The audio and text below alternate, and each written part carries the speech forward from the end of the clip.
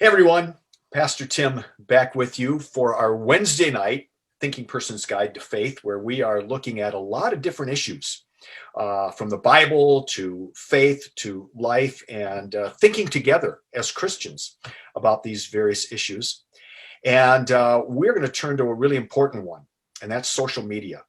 And we're going to talk to you as parents. We're going to talk to those of us who use and consume social media. And we have seen over the last couple weeks the darker side of social media and some of the extremes that it can take us to. And I can't think of a better person to bring in today than legendary broadcaster David R. Murrow. Come And on, some come of you on. from a long time ago might remember he was doing World War II broadcasting. He was doing, he's a big guy with CBS. And David R. Murrow, I got to tell you, you look fantastic for a guy who's 113 years old. I've been smoking all that Is time, that so what it that's is? Yeah. why. Can you tell us what the R stands for in David R. Murrow? Well, I think you're confusing me for the legendary broadcaster Edward R. Murrow. So it might be early signs of senility. You may want to get that checked out. Well, I am a certain age at this point. So Yes. David Murrow is a good friend of mine, a good friend of ours, our congregation. 15 years ago, maybe 16 years ago. 15 years ago, yeah. We brought David in. He had just released a book called Why Men Hate Going to Church, which was a very influential book in my life. And we've been friends ever since. And David has turned from being sort of the guru of men's ministry to now being a guru, in a sense, on social media. And we're going to talk about, David's got a new book coming out on social media. David, how did you sort of make this shift from a passion for churches doing a better job of reaching men to now really opening up to this whole topic of social media? How did you make that move? Well, let me lay a little groundwork first. The name of the book is Drowning in Screen Time. So my focus is much more than social media. Right. It's all the hours that we devote to screen time every day. A pre-pandemic study from Nielsen Media Research found that the average North American consumes 9 hours of screen content every day. You can count every moment we're looking at our phones or on our tablets, playing video games, watching television. You say 9 hours. How do you get to 9 hours? Well, some of that's multitasking. People watch TV with their laptops open, that sort of thing. But it all adds up to about 9 hours a day. My background is actually in television. I have worked in TV for almost 4 decades and then made the transition to web-based media a few years ago. So I work in the screen addiction business, and I felt like I'd read some of the books that were written for Christians to be more discerning about their use of screens. Most of them were either written by psychologists, social scientists, or pastors. And I felt like there was a need for a book written from an insider's perspective. And I wanted to tell you, those of us who work in the screen addiction business, the purveyors of this content, we have certain tricks that we use to keep you clicking, swiping, watching, shooting aliens on your video games. We know how to keep you engaged in your screen. And I just wanted to kind of blow the whistle on those things, pull the curtain back, and kind of help you be more discerning about how you spend your time and what you consume while you're on your screens. Can you talk a bit about the difference between the broadcast world that you and I grew up in and the screen social media world that our children and grandchildren are growing up in? Yeah, great question. There's actually two kinds of screen content. People don't realize it. There is passive and active. Now, you and I grew up with passive content. We sit there and we watch the show as presented by a filmmaker. And there's still plenty of passive viewing. If you click onto Netflix or Disney Plus, or you watch a football game on ESPN or whatever it is, you're still a passive viewer. You don't manipulate what you see on the screen. Interactive screen content came along in the 70s with the first video games, Pong. Yeah, Pong was the first widely distributed video game. And then, of course, the Nintendo in the mid 80s really made video gaming and interactive media a regular thing. When we get on social media, we are interacting with the screen. We're choosing what we see, when we see it, and we're placing content on when we post pictures or ideas. So passive screen time is not nearly as engaging to our brains as interactive screen time. It would be like the difference between going to an art gallery and looking at paintings versus making one yourself. The making of the painting is much more engaging to our brain. And that's what interactive screen time is. It's like creating something, you're interacting with what's going on. So what we're finding is we give more and more time and we have more and more things that we control and manipulate on the screen, it's becoming irresistible to us. And so that's where the future is. We have virtual reality coming, augmented reality. The more interactive our screens become, the more addicted we become to their use.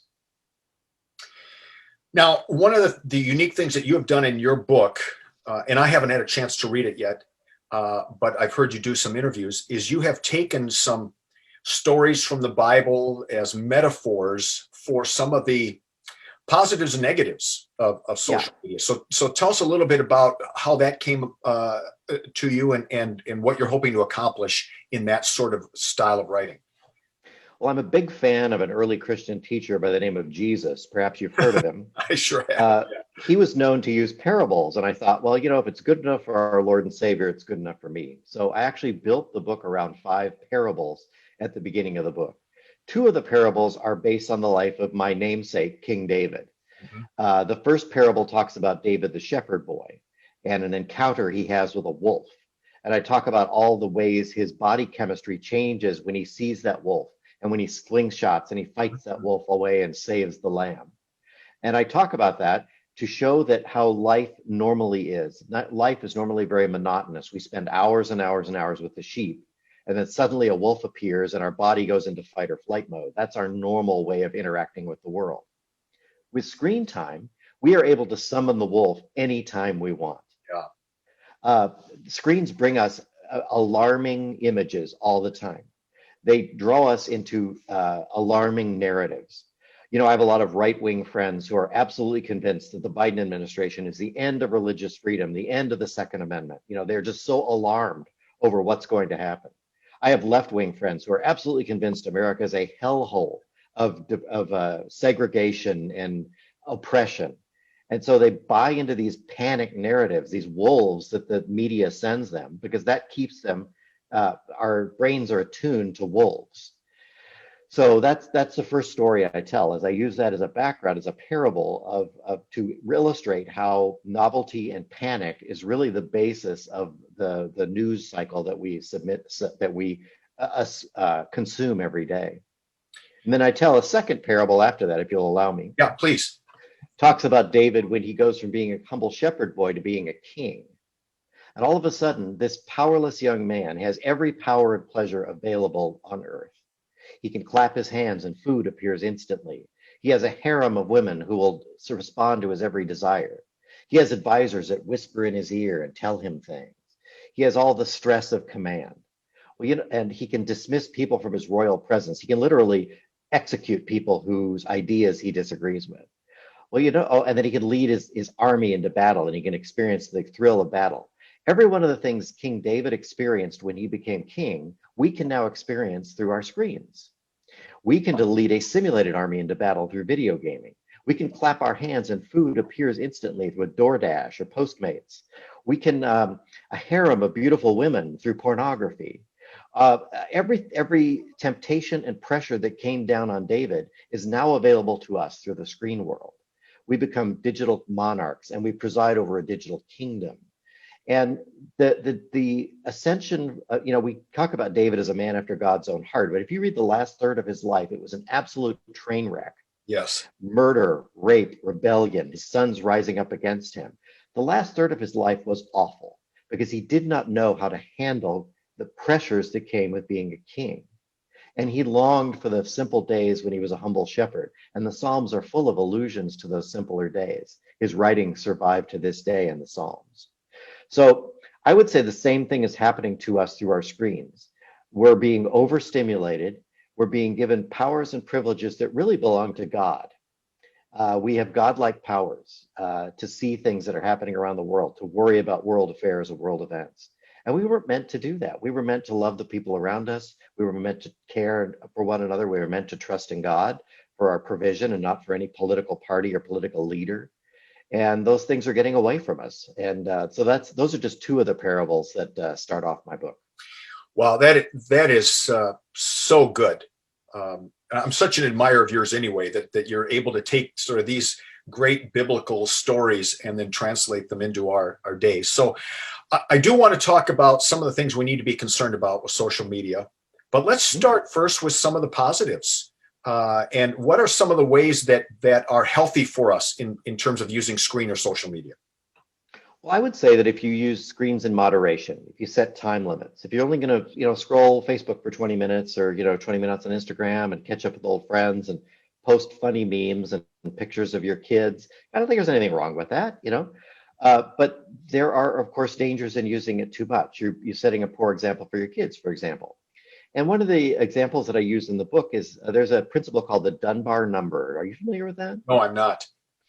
So there was a sociologist named Robin Dunbar, and he studied people, and he realized that most of us can only manage a limited number of close friendships, maybe 15.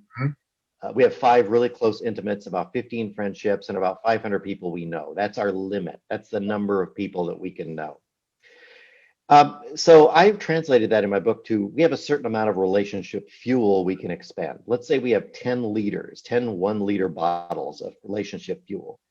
In times past, before we had social media, we would expend that fuel on the people around us. We would pour it into relationships with our coworkers or relationships with our neighbors. We'd see them on the porch. We'd talk to them.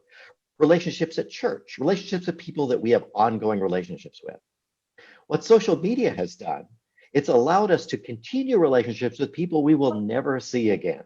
Old high school friends, college buddies, old business associates. Right? And so what we're doing is we're expending that relationship fuel, maintaining relationships with people we will never interact with personally again.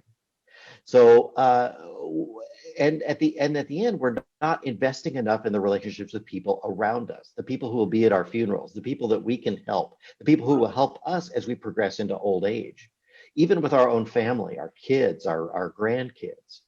We need to be very intentional about putting those screens down and investing very intentionally in the people that we need to be impacting for Christ and the people who will impact us as we age.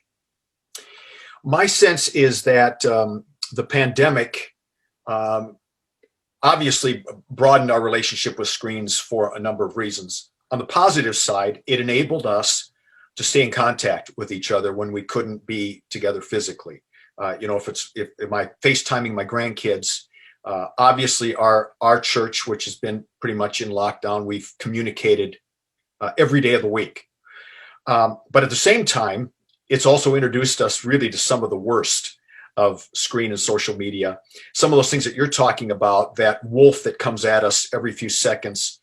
And I talked about this with our congregation a week after the Capitol riots, and that social media really thrives on, torquing us up. And that the way that the social media works best is they know that you generate anger in people, they're going to be far more engaged on your social media platforms. And so it's just making us more and more angry and divided. I'm sure you have seen some of that in your research. What are some of the downsides, these deep downsides to what it's doing to us mentally, emotionally, physically, and spiritually? Yeah, even more motivational than anger is to look down on another person. That's very good. And boy, social media is the ideal platform from which to hurl rotten tomatoes at our ideological opponents. Yeah. I have conservative friends who do nothing but own the libs all day. They just post all this vitriol and anger and I would say hatred toward liberals. Yeah. I have liberal friends who do nothing but look their noses down in contempt at conservatives. And and then you get this, and then you look in the comments, and it's all like, yeah, you're right. Oh, those stupid conservatives, how could they believe in blah, blah, blah, heartless and anti-LGBT, it just goes on. And the same thing with my conservative friends. Oh, those dumb liberals, they're going to drive us to godless communism. And right. It's people finding tribes so that they can get into these mutual appreciation societies and applaud each other about how smart they are and how stupid others are. I just don't see that as godly activity. I Right. don't see Jesus. I see Jesus rebuking the Pharisees. Yes, yes. I don't see the disciples doing a lot of that. Yeah. I see them out loving, serving. I mean, the Apostle Paul got off a little bit on some of the legalists, but he always turned it to the positive at the end. He had a specific agenda on that thing. So I think it's very important for us to resist the urge to get into our online tribes and approve of each other. And we need to focus more on loving one another and trying to understand one another and gently correcting one another instead of just hurling bombs at each other. Yeah. I also feel like social media has become a hotbed for lies, conspiracies, Mm. misinformation, half truths that we have sort of begun to take as gospel. If it's on social media, if somebody posted on Facebook, then it must be true. Yeah. Well, as Abraham Lincoln once said, you can't believe everything you see on Facebook. He was a man ahead of his time, wasn't he? He was, yeah, Honest Abe, they called him. I hope everybody got that joke. Yeah. Uh, Lincoln really did not say. Sorry about that. One of the parallels, if I can go back to the parable of King David, Yeah. as a king, he was the one person in the kingdom who was able to post decrees and have them read by heralds all over the nations of Israel and Judah. Okay. He was the one man who had that voice. Now we all have that voice. Hmm. Any loon can get on social media and post some crazy thing that just sounds just true enough for people to believe it. And there are actually foreign powers who are actively involved in social media and are posting disinformation every day. Yeah. Russia has troll factories. And what these Russians do is they post incendiary, extreme right wing or extreme left wing stuff. And the design is to polarize us, to push us into camps so that we are fighting each other rather than working together. And they are actually preparing, I think they're preparing or trying to weaken the West so that they can assert dominance. And that's one conspiracy theory I do believe in. Yeah. I believe there are foreign powers that want to undermine the power of our country, and they want to undermine the power of love and the gospel. And so they do that by polarizing us and by posting incendiary content, which then our right-leaning and left-leaning friends see that and they repost it as gospel, when Yes. in fact it's untrue. Yeah. Right. Right. I found that 4 years ago, when former President Trump now was elected, Mhm. that 3-4 weeks into his presidency, I just had to fix my Facebook so that I was only getting feeds from people that I wanted to hear from, because it was just making me angry all the time. It was just stuff, right, from both sides. Nothing knowledgeable, nothing that was well thought through. It was just put out there to make you angry. And then slowly over the years, I would open it up because I have more friends want to participate, and then opened up a lot over this year because of the pandemic. And this is where I do my business. But in the last, in the transition from the Trump administration, the Biden administration, I just went through and did the whole thing again, where I just basically block everybody except groups I'm a part of, people I respect and know they're not going to just throw stuff out. And that's not necessarily a bad thing for us to do, is it? To sort of manage our content. I had to do the same thing. One of the things that really infuriates me is when Christians take on the role of seer.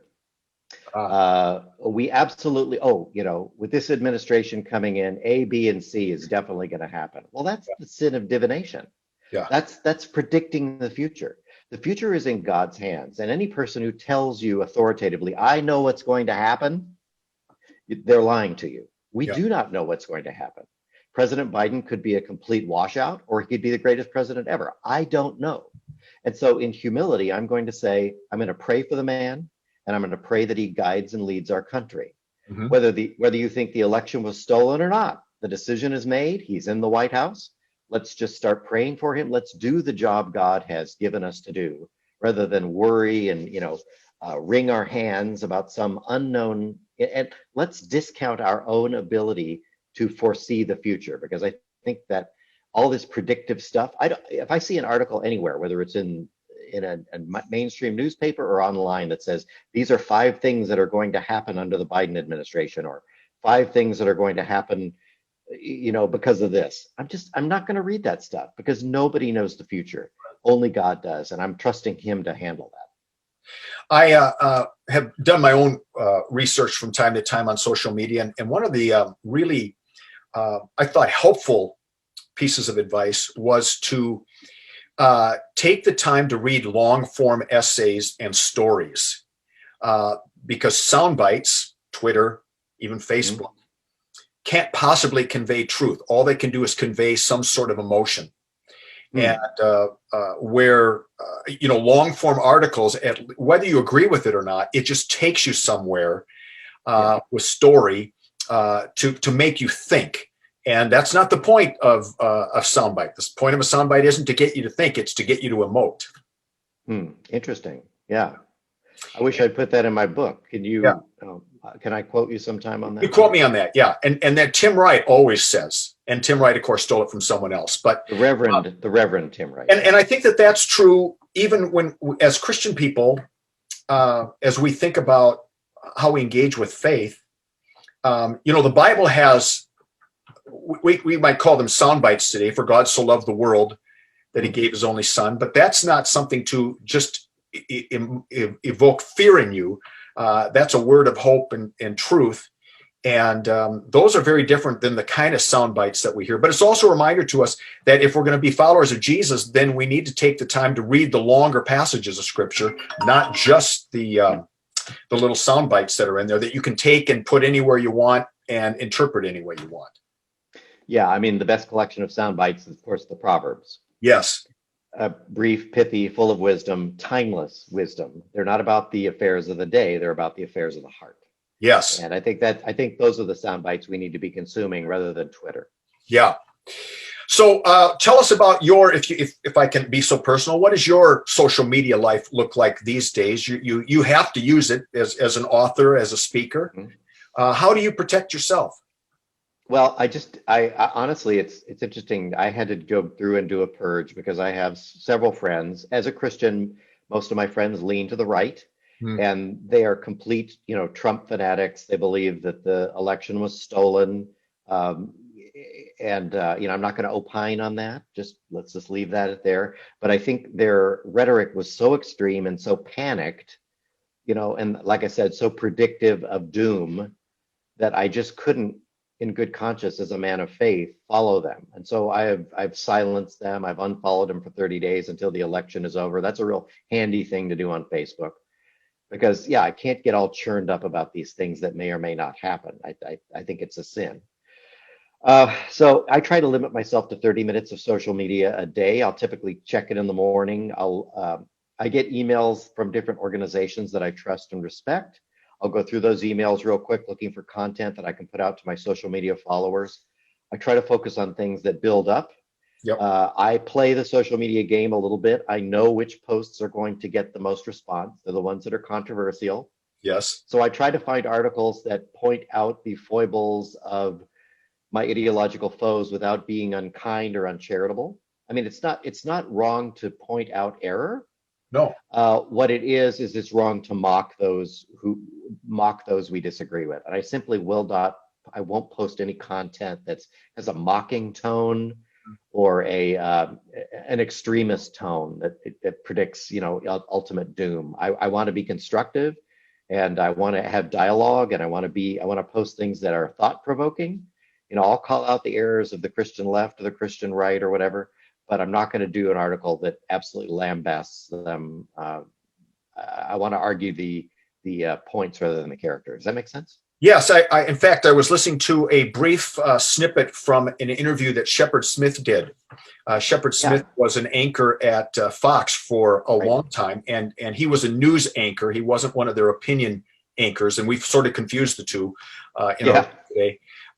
But he was talking about why he left Fox News, and he was saying, I thought it was really interesting because he said what you just said. He said, opine away, make opinions, but make sure your opinions start with fact and then argue the interpretations of that.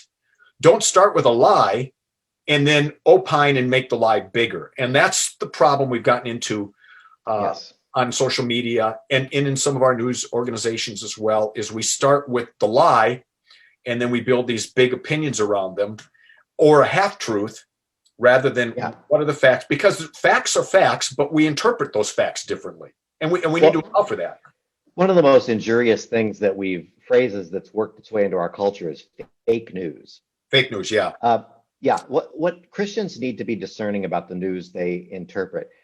Most news that you get from a mainstream outlet, everything from Fox News on the right to the New York Times on the left, those things are not specifically fake. They're reporting real events. Yes. But what they're doing is they're doing it with an accent or a spin that pleases their key constituencies. So to give you an example, the New York Times can read a story about a transgender person, and they will be all about, yeah, you go girl. You know, they're going to be very supportive of that.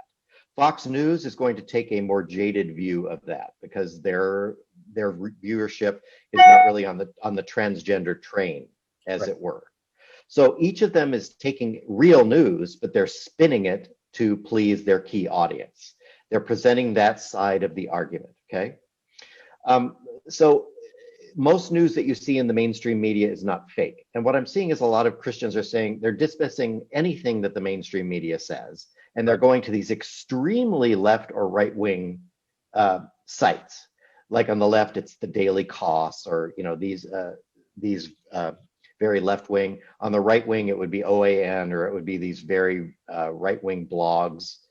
And they're finding this it's just extremely wolf-oriented, very biased.